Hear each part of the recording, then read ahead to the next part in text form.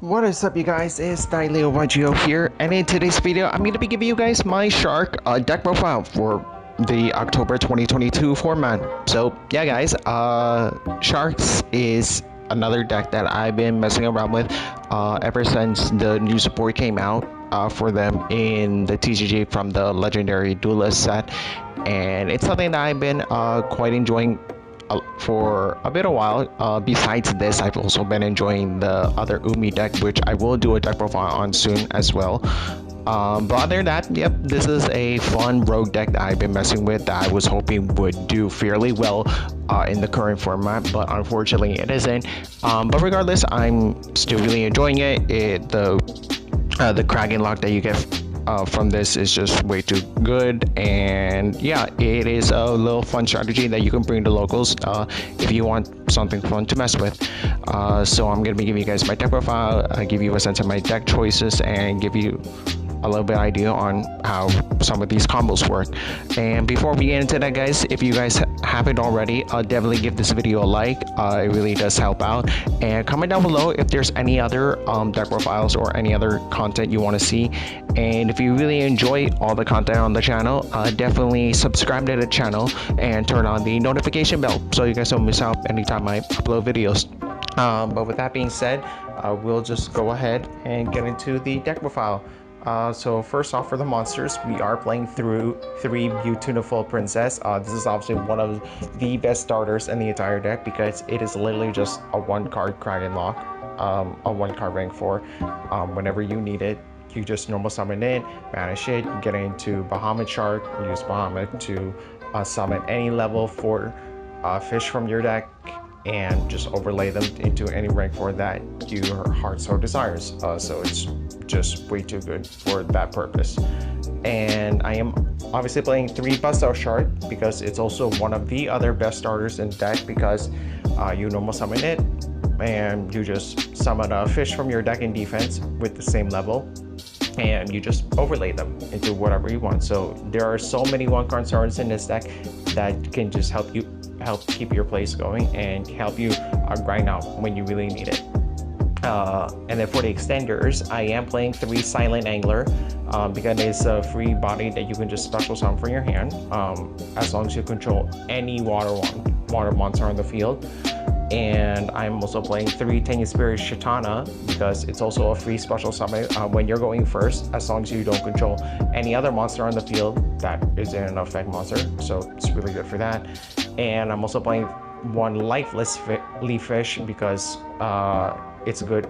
It's just your Foolish Barrel of the deck that can literally get you any fish in your graveyard to set up your plays, because you can send literally any fish from deck to grave, like Buzzsaw Shark or whatever, or even some of the other level 4s here, and then you can just reborn them with a White Mirror, and then just, you know, continue your plays from there. So it's really good for that.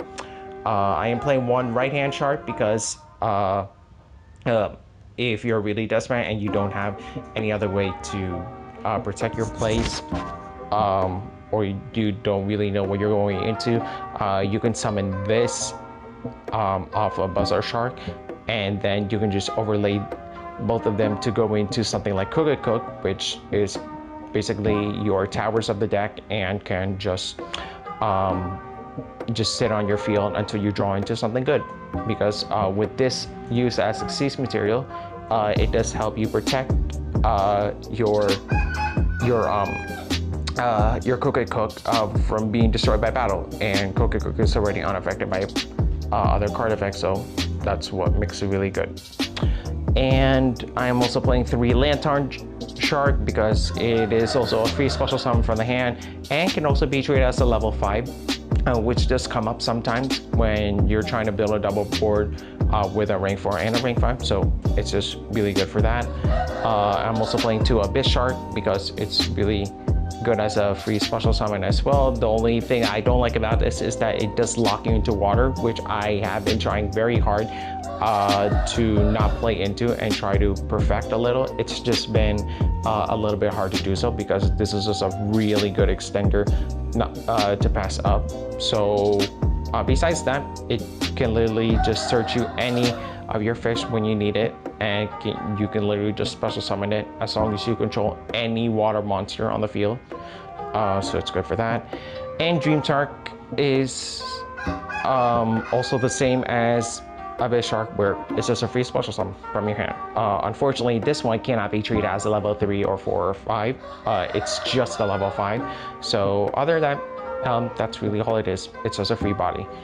And for the hand traps, which you guys can adjust according to your local meta or based on however the current format is shaping if you're going to a big event like a YCS. But for me, the best hand traps that have been working for my current meta is 2 Nibiru, 3 Ash Blossom, and 2 Infinite Permanents.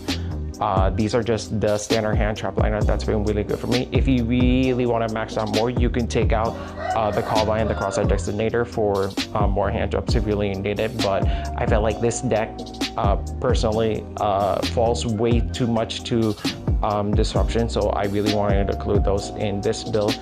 But regardless, these are the 3 hand traps that have been working for me in my current meta, but you can adjust this to whatever you need it to be. And that's it, guys, for the monsters and the trap. For the spells, I am playing 2 White Mirror because it is basically your Monster Reborn of the deck, and it also gets you a Search, which this deck does quite a lot too, which means it can fall to really hard disruptions like Drolling Lockbird. So be wary of that. If you really want to switch out one of your hand traps to play Drolling Lockbird to have a cross-out target, you can do that. But either way, this is just your Monster Reborn deck, and I'm only playing 2 because I've had hands sometimes where this is somewhat decent, but unless I specifically have a way to get a fish in a grave turn 1, it doesn't really do a lot, so I thought that 2 was decent for me. And I am playing 1 Instant Fusion because there's only 1 target in the entire extra deck that I can summon off of this, and it is a level 4 fish, so it's really good to play as an extender because of that. I am also playing 1 for 1 because it is your target. It is also basically another 1-card starter if you don't open up with Beautiful Princess, which should not be that hard because it's a level, because there's 3 copies. But playing this just helps you assure it that way as well, and it also doesn't eat up your normal summon for the deck. So if you have this with another fish, you can bait out some disruption with a card like this to help you play through your turn going second in case you really need to. And I am also playing 2 Pot of Desires because unfortunately it's semi-limited, which I still don't understand why it is. But you do play a lot of 3-ups in the deck that don't really matter, and some of these 2-ups do not, as the way I've tested, do not get banished that quickly. So it's still a really strong card that, you know, is really good for consistency. And for the last spells, I'm playing 1 Callby and 3 Cost Out. Again, if you really do want to play more hand traps and push for more game, you can obviously take these out and switch them up for more hand traps. But like I said, this deck can be prone a little bit to disruption going second. So I just play these to assure that. But, you know, again, you can just have these be whatever you want. And that is it for the spells. And for the only trap besides Imperm that I'm playing, I am playing 3 Ghosted Match, because getting this with a Kragen lock to ensure that everything becomes water, and then flipping this on your opponent to make sure they can only control water is just really good, regardless of what format it is, because there are not that many decks that only play 1 attribute. And with this paired with Kragen, it's just way too good to pass up. And that is it, guys, for the main deck. For the extra deck, I am playing again 1 Rare Fish because it is your instant fusion target. There's nothing more to say besides that. 1 Zeus because you play way too many C's in this deck to not want to play it. I'm playing also 1 Chaos Xyz Barian Hope because it's just a really good OTK and can get really big really quickly. 1 Chaos Xyz Nash Knight for the same reason, because it helps you get into Barian Hope when you really need to. And I'm also playing Chaos number 103 Ragnify because it is a good target to set off of Nash Knight whenever you want to get its when you get a disruption off. One Chaos number 101 Silent Honor Dark. Again, for the same reason, you're not really summoning this all that much because it's really hard to get 3 level 5s from the field. But it is a good target to send off a Nash Knight as well. And obviously I'm playing 1 Nash Knight because it is a really good disruption when you're going first, because it literally just lets you detach 2 meteors from the card, attach a number exceeds from your extra deck that has a number between 101 and 107 in its name, which are the 2 targets I just showed you, and then you non-target attach a monster on the field to this card as material. So it is a non-targeting, it doesn't destroy, it doesn't banish, it just attaches, which makes this a really strong card when you're going first. And I am also playing 1 Cook for the reason I told you earlier. I'm also playing 1 Full Armor Black Ray Lancer because sometimes it does come up where you want to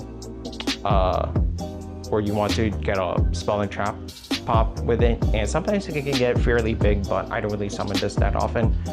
I'm also playing 1 Silent Honor Art for the same reason, because it's a target off a Nash Knight. And for the heart and soul of this deck, I'm playing 2 number 4 Stealth Kragen and 2 Stealth Kragen spawn, because when you get into Stealth Kragen, it turns everything water. Then during the main phase, as a quick effect, you just non-target destroy any water monster your opponent controls, which is really strong. And then when it dies, you can just summon into the Stealth Kragen spawns in your extra deck and summon them to the field. And even though they do not become water, you can still destroy any water monster in your opponent's field, non-targeting as well. And then when this dies, you can just summon the Kragen from your graveyard back to the field, which is kind of a weird loop that you can keep going as long as you're able to, make that work. And for the last card, I am playing 1 Abyss Dweller because the lock in the graveyard, especially against decks right now like Tier Elements, which is expected to be really strong this format. This is just a really good rank 4 to play regardless. And that's gonna be it, guys. That's gonna be my deck profile for Sharks post in the October 2022 format. So definitely give this out a try, test it out, and let me know what you guys think. And yeah, if you guys just want something really fun to play with and just want to mess around with something at locals, I definitely do recommend trying this out and locking your opponent out with Cookie Cook, because that can be really annoying to play at locals. But anyway, guys, thank you guys again so much for watching. I really do appreciate it. Don't forget to like the video, subscribe, do all that fun stuff, and I will see you guys in the next video. This is Legendary Duelists signing off.